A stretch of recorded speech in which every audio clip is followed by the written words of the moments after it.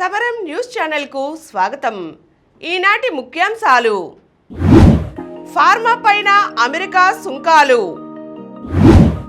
ప్రతి నియోజకవర్గానికి multi speciality ఆసుపత్రి, వక్ఫ్కు ఓకే, రాజ్యసభలోనూ ఆమోదం, వక్ఫ్ బిల్లుపై జగన్ డబుల్ గేమ్, వారంలో mega DSC, single use plastic నిషేధంపై అవగాహన ఉండాలి, బౌలర్ల సత్తాతో లక్నో విజయం, దివ్య ఔషధం మునగాకు. ఈరోజు వార్తలను చూద్దాం. ఫార్మా పైన అమెరికా సుంకాలు. ప్రపంచ దేశాలపై ప్రతీకార సుంకాల కత్తి దూసిన అమెరికా అధ్యక్షుడు డొనాల్డ్ ట్రంప్ తాజాగా మరో బాంబు పేల్చారు. త్వరలోనే ఫార్మాస్యూటికల్స్, సెమీ కండక్టర్లపైన దిగుమతి సుంకాలు విధిస్తామని పేర్కొన్నారు. ఆ సుంకాలు మునుపెన్నడూ ఎరుగని స్థాయిలో ఉంటాయని సంకేతాలిచ్చారు. బుధవారం ఆయన ప్రకటించిన సుంకాల జాబితాలో ఈ రెండు రంగాలు లేకపోవడంతో ఆయా పరిశ్రమల వారు ఊపిరి పీల్చుకున్నారు. ఫార్మా షేర్ల ధరలు పెరిగాయి కూడా. కానీ అంతలోనే ఆయన ఈ ప్రకటన చేయడంతో ఫార్మా ఇండస్ట్రీ ఆనందం ఆవిరైంది. ట్రంప్ ప్రకటన ఇన్వెస్టర్ల సెంటిమెంట్ను దెబ్బతీయడంతో స్టాక్ మార్కెట్ కుదేలయ్యింది. సెన్సెక్స్ 930 పాయింట్లు, నిఫ్టీ 345 పాయింట్ల మేర పతనమయ్యాయి. ముఖ్యంగా ఫార్మా రంగ షేర్లు భారీగా నష్టపోయాయి. అంతేకాక అమెరికా, ఆసియా మార్కెట్లు పతనమయ్యాయి. ప్రతి నియోజకవర్గానికి మల్టీ స్పెషాలిటీ ఆసుపత్రి. రాష్ట్రంలోని ప్రతి నియోజకవర్గంలోనూ 100 నుంచి 200 పడకల సామర్థ్యంతో మల్టీ స్పెషాలిటీ ఆసుపత్రులు నిర్మించేలా కార్యాచరణను ప్రారంభించాలని సీఎం చంద్రబాబు అధికారులను ఆదేశించారు. రాష్ట్రంలో వైద్య సేవల్ని మరింత విస్తృతం చేయాలని సూచించారు.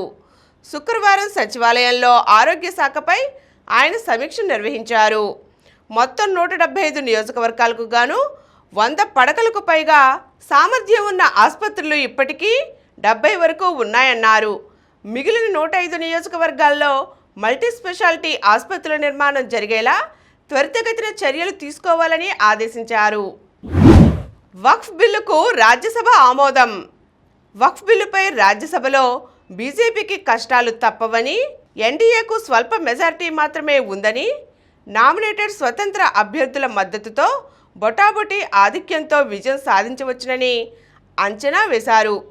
అయితే ఈ బిల్లుకు 128 మంది సభ్యుల మద్దతును కూడగట్టుకుంది బీజేపీ. వీరిలో 5 బీజేడీ ఎంపీలు, వైసీపీ ఎంపీ పరిమల్ సత్వానీ కూడా ఉన్నారు. ఇంకోవైపు ప్రతిపక్షాలకు 33 ఓట్లు తక్కువగా కేవలం 95 ఓట్లే వచ్చాయి.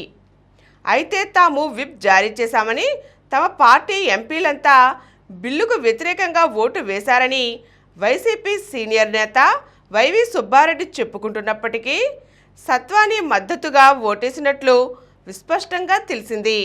ఆయన బటన్ నొక్కి వేసిన ఓటు తొలుత నమోదు కాలేదని, తరువాత కాగితం తెప్పించుకుని ఓటు వేశారని కొందరు ఎంపీలు చెప్పారు. బీజేపీ వర్గాలు కూడా ఆయన బిల్లుకు మద్దతిచ్చారని చెప్పడం గమనార్హం. బిజు జనతాదళ్ రాజ్యసభ పక్ష నేత సస్మిత్ పాత్ర సభలో స్వయంగా బిల్లుకు మద్దతు ప్రకటించారు. తమ సభ్యులకు విప్ జారీ చేయకపోవడం విశేషం. ఆయనతో పాటు 5 బీజేడీ ఎంపీలు ఓటేశారు. ఒకరు గైర్హాజరయ్యారు. ఎన్సీపీ అధినేత శరద్ పవార్, జేఎంఎం అగ్రనేత శిబు సోరెన్ అనారోగ్య కారణాలతో సభకు హాజరు కాలేదు. రాజ్యసభలో 9 ఖాళీలు ఉండగా సభలో 236 మంది మిగిలారు. వీరిలో 128 మంది మద్దతు పలికారు. 13 మంది గైర్హాజరు కావడంపై బీజేపీ ఎన్నికల నిర్వహణ చాతుర్యాన్ని తెలియపరుస్తోందని రాజకీయ వర్గాలు అంటున్నాయి. వక్ఫ్ బిల్లుపై జగన్ డబుల్ గేమ్. వక్ఫ్ బిల్లుపై జగన్ ఆడిన డబుల్ గేమ్ రాజ్యసభ సాక్షిగా బయటపడింది. విప్ జారీ మొదలు ఓటింగ్ వరకు వైసీపీ 2 నాల్కల రాజకీయం చేసిందని టీడీపీ నేతలు విమర్శిస్తున్నారు. వక్ఫ్ బిల్లు మైనారిటీలకు వ్యతిరేకంగా ఉందని, దాన్ని వ్యతిరేకిస్తున్నామని జగన్, వైసీపీ నేతలు పదే ప్రకటించారు. ఎన్డీఏకు బలం ఉన్న లోక్సభలో బిల్లును వైసీపీ వ్యతిరేకించింది. ఎన్డీఏకు అత్యవసర మెజారిటీ ఉన్న రాజ్యసభలోనూ వ్యతిరేకిస్తుందని అన్ని వర్గాలు అభిప్రాయపడ్డాయి. కానీ గురువారం రాత్రి వరకు తమ సభ్యులకు ఎటువంటి విప్ జారీ చేయలేదు. సాధారణంగా ఏదైనా బిల్లుపై ఓటింగ్ ఉంటే ఒక రోజు ముందే ఆ పార్టీ బిల్లుపై తమ వైఖరి ఏమిటో స్పష్టం చేస్తూ సభకు హాజరు కావాలని పేర్కొంటూ తమ ఎంపీలకు విప్ జారీ చేస్తుంది. వైసీపీ అలా చేయలేదు. రాజ్యసభలో వైసీపీ ఎంపీలు 7 బిల్లుకు అనుకూలంగా ఓటేశారని టీడీపీ నేతలు చెబుతున్నారు. జాతీయ మీడియా సైతం వైసీపీ విప్ జారీ చేయకపోవడంతో ఆ పార్టీ ఎంపీలు ఆత్మ ప్రబోధానుసారం ఓటు వేస్తారని కథనాలు రాసింది. వైసీపీ 2 నాల్కల ధోరణిపై సోషల్ మీడియా సైతం పెద్ద ఎత్తున వార్తలు వైరల్ కావడంతో హడావిడిగా విప్ జారీ చేశారు. అయితే అప్పటికే రాజ్యసభలో బిల్లుపై ఓటింగ్ ముగిసింది. వారంలో మెగా డిఎస్సి. వారం రోజుల్లో మెగా డిఎస్సి నోటిఫికేషన్ విడుదల చేసేందుకు పాఠశాల విద్యాశాఖ సిద్ధమైంది. ఎస్సీ వర్గీకరణ రోస్టర్ పాయింట్లు రాగానే నోటిఫికేషన్ విడుదల చేస్తామని, వర్గీకరణ ఆర్డినెన్స్ కోసం ప్రభుత్వం చర్యలు వేగవంతం చేసింది. 1-2 రోజుల్లో ఫైలు రాజ్భవన్కు పంపుతారని, వెంటనే ఆర్డినెన్స్ జారీ అవుతుందని అధికార వర్గాలు చెబుతున్నాయి. ఆర్డినెన్స్ జారీ కాగానే సాధారణ పరిపాలనా శాఖ రిజర్వేషన్లపై కొత్త రోస్టర్ విడుదల చేస్తుంది. దానికి అనుగుణంగా ఉపాధ్యాయ పోస్టులు కేటాయించి డిఎస్సి నోటిఫికేషన్ విడుదల చేస్తారు.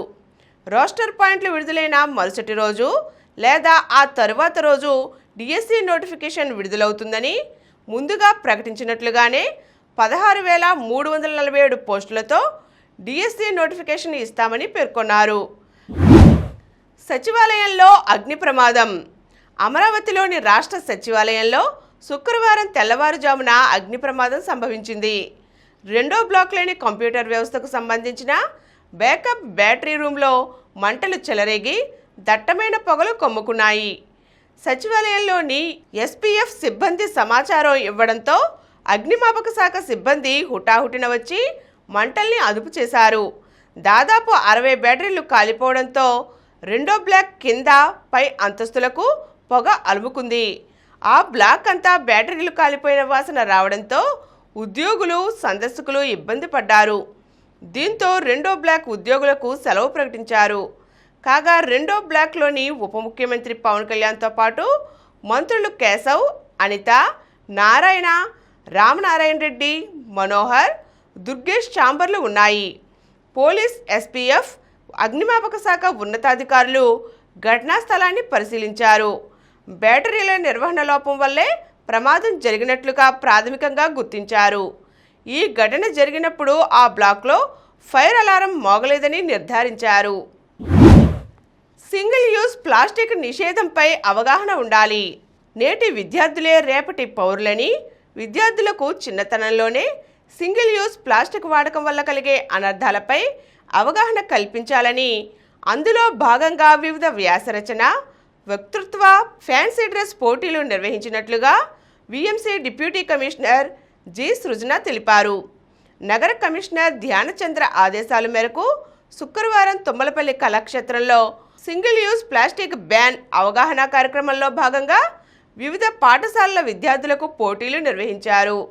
ఈ కార్యక్రమంలో డిప్యూటీ కమిషనర్ మాట్లాడుతూ సింగిల్ యూజ్ ప్లాస్టిక్ వాడకం వల్ల అనేక అనర్థాలు ఉన్నాయని, వీటిపై చిన్నపిల్లలకు చైతన్యపరచవలసిన బాధ్యత తల్లిదండ్రులపై ఉందన్నారు. VMC accounts officer B Satyanarayanamurthy మాట్లాడుతూ ప్రతి ఒక్కరూ సింగిల్ యూజ్ ప్లాస్టిక్ నిషేధంపై అవగాహన కలిగి ఉండాలని అన్నారు. అనంతరం పోటీల్లో గెలుపొందిన విజేతలకు అధికారులు బహుమతులను అందజేశారు. బౌలర్ల సత్తాతో లక్నో విజయం. సొంత గడ్డపై లక్నో సూపర్ జైంట్స్ సత్తా చాటుకుంది. బ్యాటింగ్లో ఓపెనర్ మిచెల్ మార్ష్ 31 బంతుల్లో 60 పరుగులు చేసి మెరుపు ఆట తీరు కనబర్చగా, అటు గెలుపు ఖాయమే అనుకున్న వేళ ముంబై ఇండియన్స్ను ఆఖర్లో లక్నో బౌలర్లు దెబ్బతీశారు. దీంతో శుక్రవారం ఉత్కంఠ సాగిన ఈ మ్యాచ్లో పంత్ సేన 12 పరుగుల తేడాతో నెగ్గింది. అలాగే ఐపీఎల్లో ముంబైతో ఆడిన 7 మ్యాచ్ల్లో లక్నోకి ఇది 6వ విజయం కావడం విశేషం. ముందుగా బ్యాటింగ్కు దిగిన లక్నో 20 ఓవర్లలో 8 వికెట్లకు 203 పరుగులు చేసింది. మార్క్రమ్ 38 బంతుల్లో 2 4లు 4 సిక్సర్లతో 53 పరుగులు అర్ధ సెంచరీ సాధించగా ఆయుష్ బదోని 19 బంతుల్లో 4 4లతో 20 పరుగులు సాధించారు. మిల్లర్ 14 బంతుల్లో 3 4లు 1 6తో 27 పరుగులు సహకరించారు. హార్దిక్కు 5 వికెట్లు లభించాయి. ఛేదనలో ముంబై 20 ఓవర్లలో 5 వికెట్లకు 191 పరుగులు చేసి ఓడింది. సూర్యకుమార్ 43 బంతుల్లో 9 4లు 1 6తో 67, సమంధీర్ 24 బంతుల్లో 4 4లు 3 సిక్సర్లతో 46 పోరాడారు. ప్లేయర్ ఆఫ్ ది మ్యాచ్గా దిగ్వేష్ రాఠీ నిలిచాడు. దివ్య ఔషధం మునగాకు. మునగాకుతో ఊపిరితిత్తుల్లో పేరుకుపోయే కఫాన్ని తొలగించవచ్చు. క్రమం తప్పకుండా వీటిని తింటే కఫం ఏర్పడకుండా ఇవి నివారిస్తాయి. కీళ్ల నొప్పులను వాపులను తగ్గిస్తాయి. కీళ్లవాతంతో బాధపడే వారికి ఇది చాలా ఉపయోగం. ఇది జీర్ణశక్తిని పెంపొందిస్తుంది. కడుపులో ఉన్న నులిపురుగులను చంపుతుంది. విరోచనం సాఫీగా అయ్యేలా చేస్తుంది. కడుపు నొప్పి అలర్జీలను తగ్గిస్తుంది. అజీర్తి సమస్యలు ఉన్నవారు 15 రోజులు తింటే ఆ సమస్య పూర్తిగా నయమవుతుంది. మునగాకులో పురుష బీజకణాలను పెంచే శక్తి ఉంది. లైంగిక పటుత్వానికి కూడా తోడ్పడుతుంది. అందుకే మన దేశంలో అనేక ప్రాంతాల్లో ప్రతిరోజు మునగాకును వంటల్లో తప్పనిసరిగా వాడతారు. మూత్రపిండాల సమస్య ఉన్నవారికి మునగాకు మంచి ఫలితాలు ఇస్తుంది. మూత్రపిండాల పనితీరు మెరుగుపరుస్తుంది. మునగాకుతో చేసే వంటకాలు తింటే శరీరంలో అదనంగా ఉన్న నీరు లాగేస్తుంది. మునగాకును తినటం వల్ల గుండె పనితీరు బాగుపడుతుంది. చెడు కొలెస్ట్రాల్ తగ్గుతుంది. దీనివల్ల గుండె పనితీరు మెరుగుపడటమే కాక స్థూలకాయ నివారణ సులభం అవుతుంది.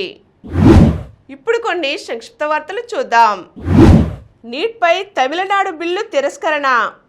ఎంబీబీఎస్ బీడీఎస్ కోర్సుల్లో ప్రవేశాల కోసం జాతీయ స్థాయిలో నిర్వహించే అర్హత పరీక్ష నీట్ నుంచి మినహాయింపు కోరుతూ తమిళనాడు అసెంబ్లీ రూపొందించిన బిల్లును రాష్ట్రపతి ద్రౌపది ముర్ము తిరస్కరించారు. 546 మందికి 1000 కోట్ల భూమి పట్టాలు. ఘనంగా ఆరంభమైన మన ఇల్లు మన లోకేష్. తొలి విడతలో 3000 మందికి నివేశన స్థలాలు.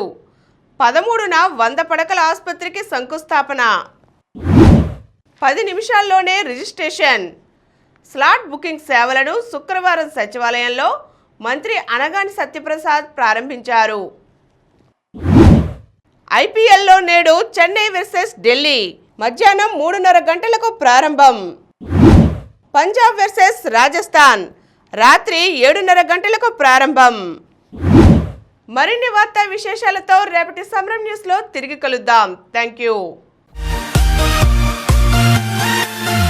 ప్రతిరోజు వార్తా విశేషాల కోసం అనతి కాలంలోనే 20 కోట్లకు పైగా వ్యూస్ సాధించిన సమరం ఛానల్ సమర్పించు సమరం న్యూస్ ఛానల్కు సబ్స్క్రైబ్ చేయండి, లైక్ చేయండి, మీ ఫ్రెండ్స్కి షేర్ చేయండి. అలాగే ప్రక్కనున్న గంట సింబల్ని ప్రెస్ చేయడం మర్చిపోకండి.